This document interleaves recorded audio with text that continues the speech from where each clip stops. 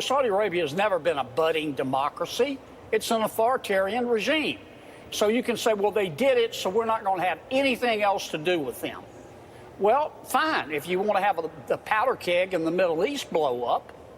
But I just think it's a very unrealistic view of the world. Does that mean they get to act with impunity, though, on foreign soil? No, of course not.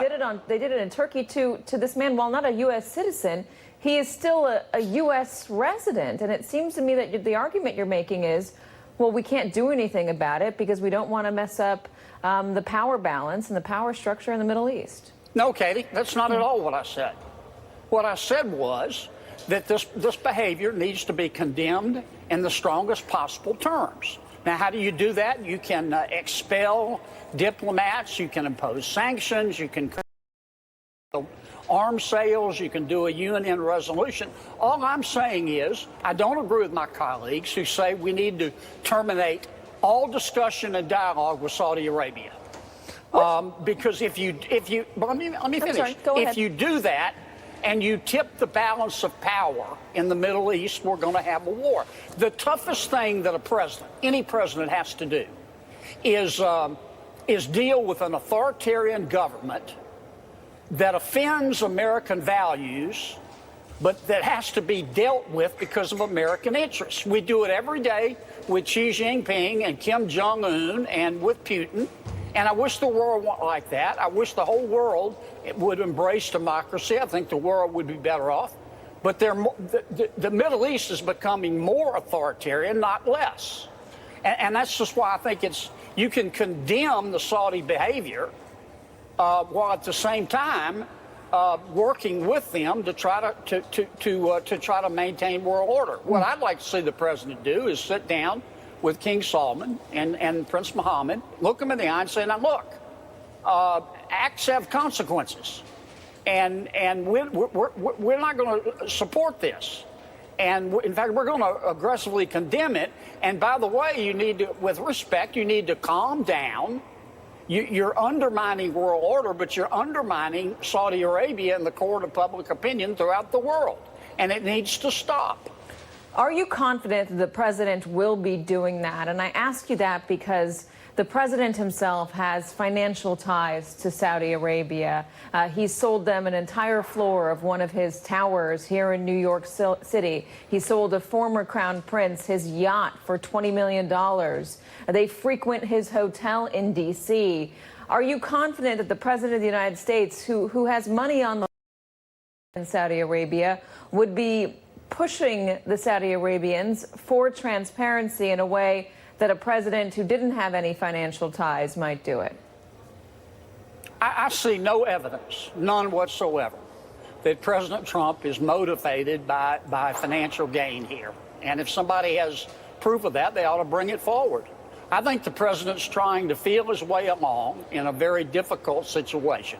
How do we condemn this reprehensible conduct without shifting the balance of power in the Middle East? And let me say this about the Middle East. I don't mean any disrespect, but with the exception of Israel, there are no democracies there. They don't share Western values. Not Turkey, not Saudi Arabia, not Iran.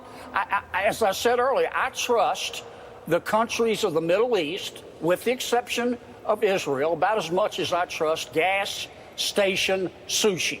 You can't trust them. But that doesn't mean that we don't have to deal with them to maintain world order and to keep the Middle East from blowing up. Now, that's just political reality. No, I get it. I get that, and I understand. I agree with you that it has got to be one of the hardest jobs for a president to have to deal with despots and leaders who don't value the same things that we do, but deal with them in order to keep Middle East peace or keep peace, period, around the world. I understand that. I do want to know why you're so confident the president has no financial interests here. I mean, after all, he lied about it. He lied about it just yesterday on Twitter, where he said, for the record, I have no financial interests in Saudi Arabia. That's just not true. In 2015, he got on a stage and bragged about how much money Saudi Arabians gave him, and there is evidence of all the things that Saudi Arabia has bought from Donald Trump. Well, Katie, that's not what I said. I don't know whether the president has financial interests in Saudi Arabia or not, but allegation you made, or that somebody made, was that his financial interests are what is guiding his decision making. And I don't see any evidence of that. I don't believe it. If somebody's got proof of that, they ought to bring it forward. But I'm not going to impugn bad motives to him. I understand that. Do you see that when he sits in the Oval Office or he talks to reporters and he says, I believe the Saudi Arabians? They very strongly denied it. I believe them.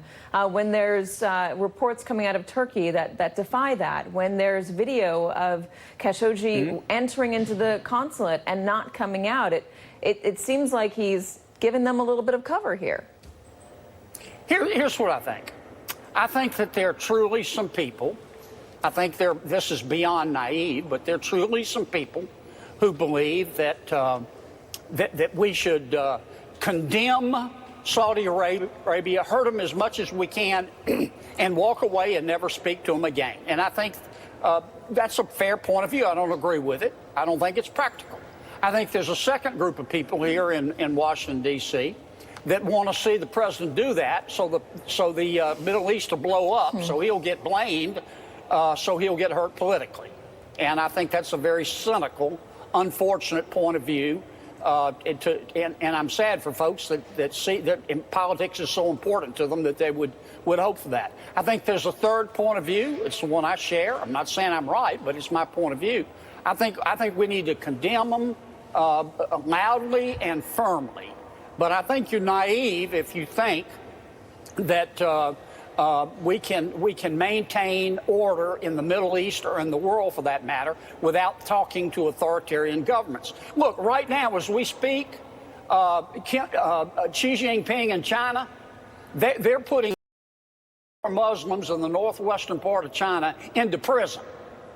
Now that's a violation of human rights. We're not going to stop talking to Xi Jinping, I can tell you. We're not going to stop talking to the president's calling for a trade war. I mean, listen, I think we get into complicated arguments here about relations. I'm just curious, and I wonder if we're going to get this from this administration going forward, what the red line is when it comes to humanitarian violations and how much it matters that this was a U.S. resident. He lived in Virginia. He wrote for the Washington Post. It is. That's bad. Yeah, it's not confined to just something that happens in Saudi Arabia or is happening in a country. Not to excuse any of that. Not that I ever would. No, it's unacceptable. Yeah, it's got to be. We can't just sweep that under the rug for two reasons. Number one, it would be wrong, and number two, we would lose all credibility. No, look, I mean, we've got to take action here, but I just don't want to blow up the Middle East doing it. And right now, if they're three powers, as long as we can talk to two of them, Saudi Arabia and Turkey, we've got a chance to keep a lid on the place. But if we get to the point where we don't have any relationship with any of the three and one of them gains the upper hand, you're going to have a war in the Middle East. And then you're going to have a nuclear war because Israel's not going to sit there and just watch their country be overrun. Now, that's reality. I wish it wasn't reality. I don't know why bad things happen to good people. If I ever make it to heaven, I'm going to ask. But unfortunately, that's the reality we live with, and it might make us all feel better and feel righteous to say, oh, Saudi Arabia, let's just